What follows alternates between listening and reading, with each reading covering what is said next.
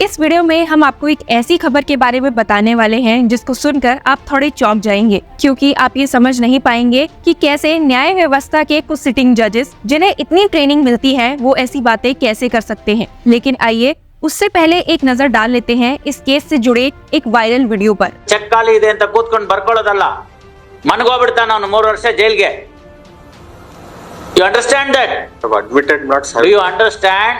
I understand that concept. Where is books of account yours? Are you income tax assessee?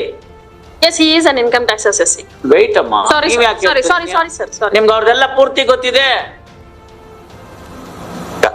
ಅದಕ್ಕೆ ನಾಳೆ ಬೆಳಗ್ಗೆ ಕೇಳಿದ್ರೆ ಇನ್ನೇನಾದ್ರು ಹೇಳ್ತೀರಿ, ಅವ್ರು ಯಾವ ಕಲರ್ ಅಂಡರ್ ಗಾರ್ಮೆಂಟ್ಸ್ ಹಾಕ್ತಾರೆ ಅಂತ ಹೇಳ್ತೀರಿ. Both are friends and it's a story of carpenter. अब ये वीडियो देखकर आपके मन में कई सारे सवाल उठे होंगे, लेकिन उन सभी सवालों का जवाब हमारे पास है। बेसिकली इस वीडियो में हमने कर्नाटका हाई कोर्ट के एक जज जस्टिस वी शेषानंदा को एक फीमेल लॉयर के अगेंस्ट कुछ अपशब्द यूज करते हुए देखा गया है। पर शॉकिंगली ये एक ऐसा पहला स्टेटमेंट नहीं है जो जज के मुंह से निकला हो। इस वीडियो के पहले भी एक और ऐसा ही एक वीडियो वायरल हुआ था जिसमें हमने सेम जज को बैंगलोर के एक एरिया गौरीपल्या को पाकिस्तानी टर्म करते हुए सुना था, जहां पर मुस्लिम कम्युनिटी पाई जाती है। चलिए एक नजर उस वीडियो पर भी दे लेते हैं। So and so. So they managed. You don't look into. Go to that Mysore Road flyover. Every auto rickshaw has got 10 people. Every auto rickshaw has got 10 people. It is not applicable because the Mysore Road flyover till up to the market from Gauripalya is in Pakistan, not in India. This is the reality. ನೀವು ಎಂತಾನೇ strict officer ಗಾರ ಹಾಕಿ ಅಲ್ಲಿ ಹಿಡಿದು ಬಿಟ್ರೆ ಅವ್ನು ನೋಡ್ತೀನಿ, ಯಾವ ಚಾನಲ್ಗೂ ಕಾಣೋದಿಲ್ಲ। अभी तक हमने कई सारे लोगों को चीफ जस्टिस ऑफ इंडिया और देश की न्याय व्यवस्था पर सवाल उठाते और उंगलियां उठाते हुए देखा था। अब वो मामला चाहे बेल का हो या फिर केसेस के डिले को लेकर हो, आम जनता से लेकर पॉलिटिशियंस तक और यहाँ तक कि अब एक्टर्स तक इस मामले में अपनी उंगलियां उठाने से पीछे नहीं हटे हैं। तो ये कहना काफी आसान हो जाता है कि जुडिशरी हमारे देश का एक ऐसा पार्ट है, या यूं कह लीजिए एक ऐसा इम्पोर्टेंट एस्पेक्ट है जिसमें सिटीजन्स का भी एक इम्पोर्टेंट रोल प्ले होता है। लेकिन क्या हो जब न्याय देने वाले ही ऐसी अपमानजनक बातें कह जाए जिसकी वजह से लोगों का जुडिशरी पर से भरोसा ही उठ जाए। और इन वीडियो क्लिप्स में हमें यही होता हुआ दिखाई दिया है। सिर्फ लोग ही नहीं, लीगल कम्युनिटी के भी कई सारे सीनियर एडवोकेट जज के इस एक्ट से काफी ज्यादा गुस्सा दिखे हैं। यहाँ तक कि सीनियर एडवोकेट इंदिरा जयसिंह ने तो अपने ट्विटर हैंडल से ट्वीट करते हुए कुछ कह भी दिया है। उन्होंने ट्वीट करते हुए स्टेट किया, we call upon the chief justice of India to take suo motu action against this जज and send him for gender sensitization training। और एक इंटरेस्टिंग टर्न ऑफ इवेंट में 20 सितंबर यानी कि इस इंसिडेंट के अगले ही दिन सुप्रीम कोर्ट में chief justice of India DY Chandrachud ने इस मामले में सुओ मोटो कॉग्निजेंस ले ही लिया है। जी हाँ, आपने सही सुना। Chief justice of India DY Chandrachud का ये फास्ट एक्शन हमें एक और इंसिडेंट की याद दिलाता है, जब उन्होंने Punjab and Haryana high court जज राजवीर शेरावत के अगेंस्ट भी एक सुओ मोटो एक्शन लिया था और उन्हें काफी ज्यादा डांट लगाई थी उनके ऑर्डर में सुप्रीम कोर्ट को क्रिटिसाइज करने के लिए। आपको बता दो कि सुप्रीम कोर्ट के 5 जज bench of chief justice of India DY Chandrachud, justice Sanjeev Khanna, BR Gavai, Suryakant और ऋषिकेश रॉय ने इस मामले में स्ट्रिक्ट कदम उठाए हैं और वापस से इसी सेम बेंच ने अब कर्नाटका हाई कोर्ट के इस मामले में स्ट्रिक्ट कदम उठाते हुए सुओ मोटो कॉग्निजेंस लिया है और कहा है कि हमें कुछ वायरल वीडियोस मिली थी जिसमें ये सब स्टेट किया गया था। साथ ही उन्होंने ऐड किया, in this age of social media we are closely watched and we have to act accordingly. मामले में एक डिटेल रिपोर्ट की मांग करते हुए सुप्रीम कोर्ट ने इस मैटर को अब 25 सितंबर के लिए लिस्ट किया है। साथ ही चीफ जस्टिस ऑफ इंडिया ने ये भी कहा है कि वो उम्मीद करते हैं कि कर्नाटका हाई कोर्ट उन्हें इस मामले में एक डिटेल रिपोर्ट सबमिट करेगा after seeking the instructions from the chief justice of Karnataka high court. जिसके साथ ही चीफ जस्टिस ऑफ इंडिया ने AG वेंकट रमानी को स्टेट करते हुए कहा, attorney general we may lay down some basic guidelines and seek a report from the secretary general of the high court. अब जहां ये तो उम्मीद है कि इस मामले में चीफ जस्टिस ऑफ इंडिया काफी ज्यादा स्ट्रिक्ट कदम उठाते हुए दिखाई देंगे, लेकिन ये बात भी काफी शॉकिंग है कि कैसे कर्नाटका हाई कोर्ट के एक सिटिंग जज ऐसे स्टेटमेंट्स पास कर सकते हैं, जबकि दूसरी तरफ उसी कोर्ट के एक और जज ने पाकिस्तान कमेंट करने पर एक BJP MLA को काफी ज्यादा फटकार लगाई थी। यहाँ पर हम बात भारतीय जनता पार्टी के MLA B पाटिल यत्नन की कर रहे हैं, जिन्होंने state minister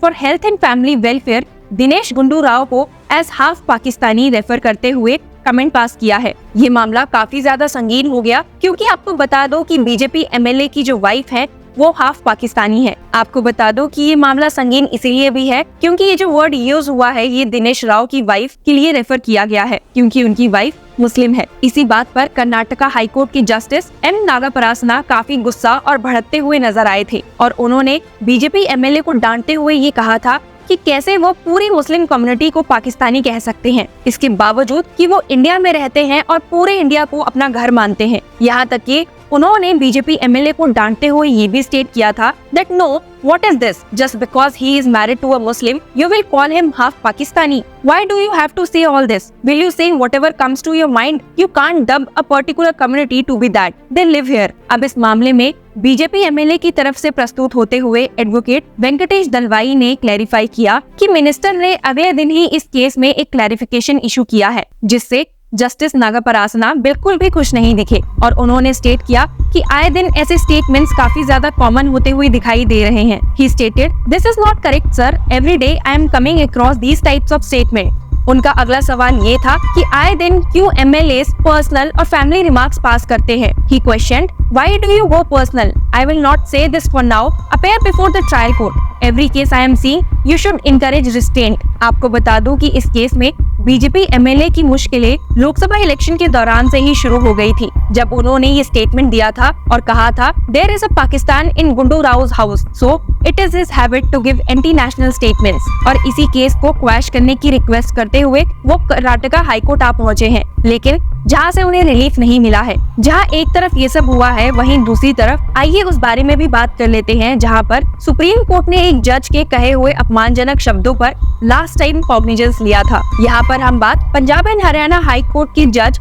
justice Rajvi Sherawat की कर रहे हैं जिन्होंने अपने कंट्रोवर्शियल ऑर्डर में सुप्रीम कोर्ट को काफी ज्यादा क्रिटिसाइज किया था। उन्होंने अपने ऑर्डर में स्टेट किया था the supreme court has the tendency to presume that it has more supreme than it actually is and to presume a high court to be lesser high than it is constitutionally is. इस case की hearing जब शुरू हुई थी तो chief justice of India DY Chandrachud ने अपना दुख जताते हुए कहा था we are pained by the observation made by the single जज ऑफ द हाई कोर्ट। यहाँ तक कि कोर्ट रूम में मौजूद SD तुषार मेहता और AG वेंकट रमानी ने भी इस बात पर अपना शॉक एक्सप्रेस किया था और साथ ही ये कहा था कि उस जज के अगेंस्ट एक कंटेम्प्ट पिटीशन फाइल होनी चाहिए। AG ने तो ये तक स्टेट कर दिया था that I have read the proceedings and this case deserves the intervention of the Supreme Court। वहीं SG तुषार मेहता ने भी कहा था that based on the matter and the facts I have collected, this case is appropriate for aggravated contempt। इस point पर justice Sanjeev Khanna भी काफी भड़के हुए दिखे थे। उन्होंने कहा था कि ये मामला सुप्रीम कोर्ट के स्टे ऑर्डर से कंसर्न था,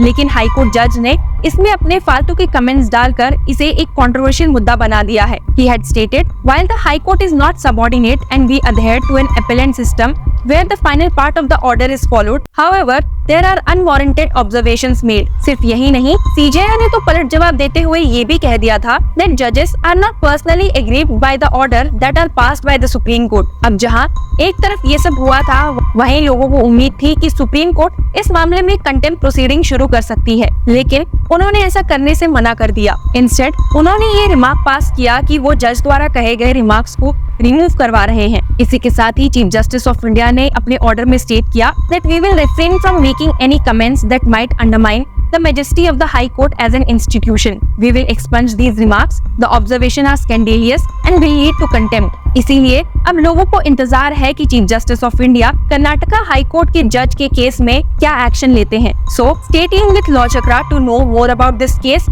and keep following us।